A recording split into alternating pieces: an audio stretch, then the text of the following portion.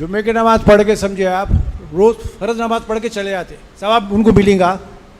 जुमा की नमाज पढ़ के दो फर्ज पढ़ के चले आते हाँ, और ये फर्ज गलत नमाज है। पढ़ के चले आते, उनको पूरा सवाब मिलेगा।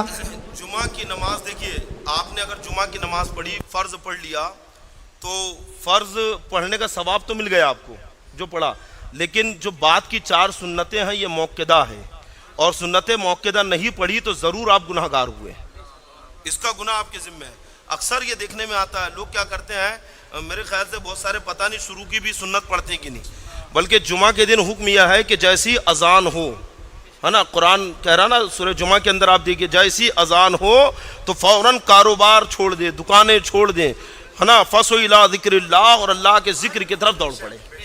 अजान के बाद, जुमा की अजान जो होती है 12:30 बजे, उस वक्त दुकानदारी करना, उस वक्त कारोबार करना, कमाना, ये सब मना है जुमा की नमाज होने तक। जैसी अजान हो वैसी सब छोड़ दें। होता ये कि लोग मस्जिदों में लेट आते हैं, तकरीर होने के बाद आते हैं, और बाहर जाके कहते हैं यार हमारे उलमा तो ये मसला बताते नहीं है, हमारे आलिम तो ये बात बताते नहीं है। अरे जब उलमा ये मसला जुमा के दिन मिंबर पे बता रहे थे तो आप उस दिन बाथरूम में नहा रहे थे। हाँ?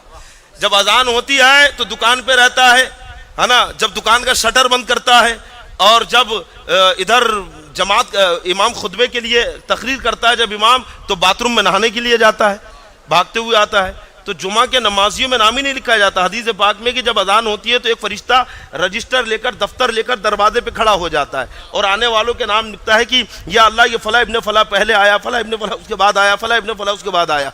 और जब खतीब मिंबर पे खुतबा देने के लिए खड़ा होता है तो फरिश्ता भी रजिस्टर रखकर खुतबा सुनने के लिए बैठ जाता है। समझ रहे हैं?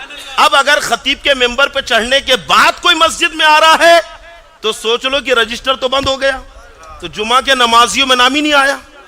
इसलिए जैसी अजान हो वैसी मस्जिद में आए, और फर्ज पढ़ के ना जाए बल्कि पूरी सुन्नतें पढ़े, नफल भी पढ़े, नफल की भी आदत डालो। ये सारी नमाजें पढ़ के जो है आप मस्जिद से जाएं।